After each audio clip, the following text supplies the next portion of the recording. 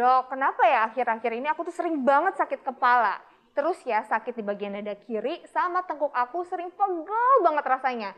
Kadang-kadang nih ya dok ya, udah aku bawa tidur, udah dipijet, tapi tetap aja rasanya nggak hilang. Jangan-jangan kolesterol aku tinggi ya dokter? Tenang dulu ya, itu sih belum tentu ada hubungannya memang. Justru sebenarnya biasanya nggak terlalu berhubungan. Tapi ada bagusnya juga sih kalau mau periksa. Jangan mentang-mentang kurus nggak cek kolesterol, siapa tahu tinggi. Ih masa sih dok? Orang bukannya katanya kalau kolesterol tinggi itu dialami sama orang-orang gemuk ya? Nggak juga, justru sekarang itu makanya kadang-kadang kecolongan nih kolesterol itu. Biasanya ada orang yang muda, kurus, taunya kolesterol tinggi. Dia nggak tahu, akhirnya bututnya bisa stroke atau juga serangan jantung tiba-tiba. Memang sih kolesterol dibutuhkan sama tubuh, tapi nggak boleh tinggi-tinggi amat juga. Kan kolesterol kalau misalkan yang tinggi kan bisa bikin tadi serangan jantung atau stroke. Harus seimbang, ada kolesterol baik, kolesterol jahat. HDL, LDL. Nah itu dia dok, aku sering banget denger kata-kata katanya lemak darah, HDL, LDL. Emang bedanya apa sih dok? Terus apa nih hubungannya sama tubuh kita? Nah ini kan yang lagi tamu bicarain sekarang justru. Makanya hari ini ada tamu istimewa nih, seorang dokter spesialis jantung pembuluh darah dan juga seorang konsultan di bidang pencegahan dan juga rehabilitasi jantung. Dr. Ade Median Ambari. Dr. Ade. Iya, halo dokter Ade. Ini dia dok. Dok, Halo. baik, sehat semua dokter. Ini dok, Intan lagi galau dok. Soalnya dia nanya pengen tahu soal kadar lemak darah, terus soal LDL, HDL, yang jahat, yang baik, yang mana gitu katanya. Baik, Vito. Jadi orang awam selalu mengatakan lemak darah. Sebetulnya itu dianggap sebagai kolesterol ya. Jadi kalau kita melakukan pemeriksaan di laboratorium, hasilnya adalah kolesterol total, LDL, HDL maupun trigliserid gitu ya. Nah, LDL itu apa? LDL itu adalah kolesterol jahat. Jadi LDL itu singkatan dari low density lipoprotein. Jadi di mana kalau misalnya LDL-nya itu tinggi, itu menyebabkan adanya pengendapan lemak di dinding dalam pembuluh darah. Nah, endapan ini akan menyebabkan penyempitan yang kita sebut sebagai arteriosklerosis atau plak. Dan akhirnya kalau misalnya terjadi di jantung, jadilah dia nyeri dada, misalnya penyakit jantung koroner. Kalau di otak, terjadilah stroke. Nah, ada juga yang namanya HDL. HDL itu high density lipoprotein. Ini adalah kolesterol baik. Justru HDL ini harus tinggi. Kita maunya misalnya di atas 40 gitu ya pada perempuan laki atau laki-laki gitu ya. Terus nanti menyebabkan apa? Dia menghambat pengendapan lemak di dinding dalam pembuluh darah. Dan ini sangat penting untuk mencegah terjadinya penyakit kardiovaskular misalnya itu. Oh gitu dokter. Jadi sebenarnya lemak darah itu sama dengan kolesterol ya dok ya? Ya. Nah dokter, tapi ini yang aku mau tanya dok ya, aku sering dengar katanya sering sakit kepala, terus sakit di bagian dada kiri, terus juga tengkuk pegel itu adalah gejala kolesterol tinggi. Ini fakta atau mitos dokter?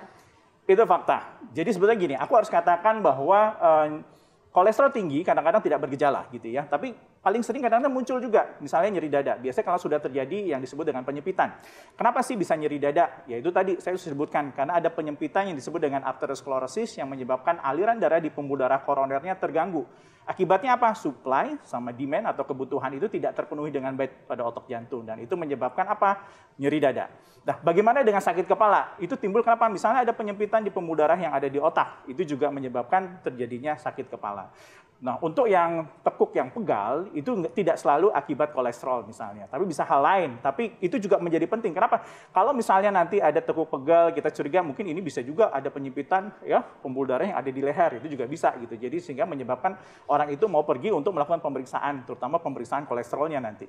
Oh gitu ya. Oh ya dokter Vito, kolesterol tinggi itu katanya juga berbahaya ya bagi kesehatan jantung dok? Nah justru itu tadi yang sudah dikatakan oleh dokter Adam bahwa kolesterol kalau ketinggian itu bisa bikin plak atau penyempitan di pembuluh darah jantung. Jantung harusnya dapat makan dengan oksigen dari aliran darah. Tapi kalau misalkan pembuluh darahnya menyempit, nggak lancar, itu yang bikin orang akhirnya bisa serangan jantung. Bahaya kan? Lalu orang jadi stroke misalkan kalau di otak. Nah itu juga bahaya. Jadi karena itu penting untuk menjaga kolesterol tetap stabil. Ih, serem juga berarti ya dokter ya. Tapi nih dok katanya ya, kolesterol tinggi itu bisa dikendalikan dengan konsumsi suplemen. Betul nggak nih dokter Ade, fakta atau mitos dok? Baik, aku katakan itu fakta gitu ya. Tapi yang paling penting apa? Yang paling penting adalah kita merubah yang namanya lifestyle, ya gaya hidup. Itu berkaitan dengan misalnya pola makan, kemudian olahraga gitu. Karena kita tahu dengan kita mengurangi gorengan, mengurangi misalnya daging merah itu menurunkan kolesterol. Kita juga tahu bahwa kalau olahraga itu menurunkan nanti trigliserid juga meningkatkan HDL. Bagaimana dengan suplemen? Kita tahu bahwa suplemen itu juga sangat bermanfaat dalam rangka apa? Dalam rangka misalnya nanti meningkatkan HDL atau menurunkan trigliserid misalnya pada omega 3. Oke, kan ada omega 3, ada juga omega 6, dan ada juga omega 9 tuh dokter Vito. Itu katanya bagus ya dokter Vito untuk kesehatan tubuh, khususnya untuk kolesterol dok. Nah iya, bagusnya karena apa? Omega 3, omega 6, omega 9 ini berfungsi untuk bisa membantu menaikkan kolesterol yang baik dan justru menurunkan kolesterol yang jahat. Dan dia juga punya efek antioksidan, makanya bagus banget untuk menjaga kesehatan jantung dan juga pembuluh darah.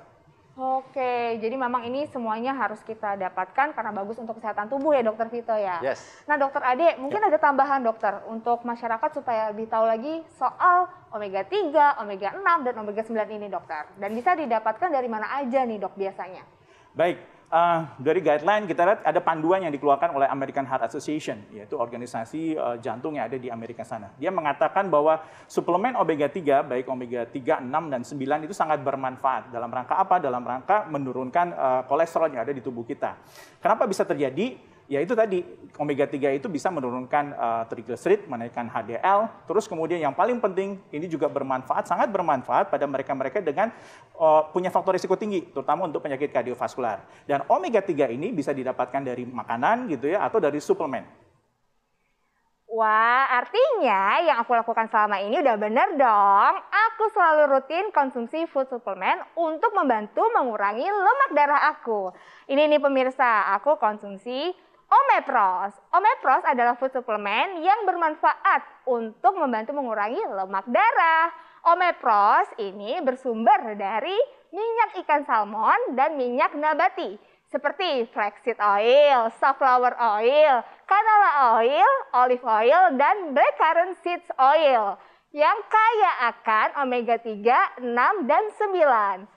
Perpaduan asam lemak esensial yang terkandung dalam omega 3, 6, dan 9 plus DHA dan EPA yang terdapat di dalam setiap kapsul Omepros ini dapat membantu mengurangi lemak darah. Dan untuk bisa membantu mengurangi lemak darah secara optimal atau kolesterol tadi itu yang disinggung-singgung, maka kita perlu tahu dong aturan minumnya gimana. Benar banget dokter Vito. Jadi ini kan ada dua varian ya, ada Omepros soft kapsul yang kapsulnya lebih besar yang diimpor dari USA. Ada juga nih Omepros mini caps yang kapsulnya kecil yang sudah diproduksi di Indonesia dan sudah bersertifikasi halal dari MUI. Nah, untuk aturan minumnya, Omepros yang kapsulnya besar ini dikonsumsi 1-3 sop kapsul setiap harinya. Sedangkan untuk Omepros mini caps yang kapsulnya kecil, sekali minum dapat 2 kapsul, diminum 1-3 kali dalam sehari.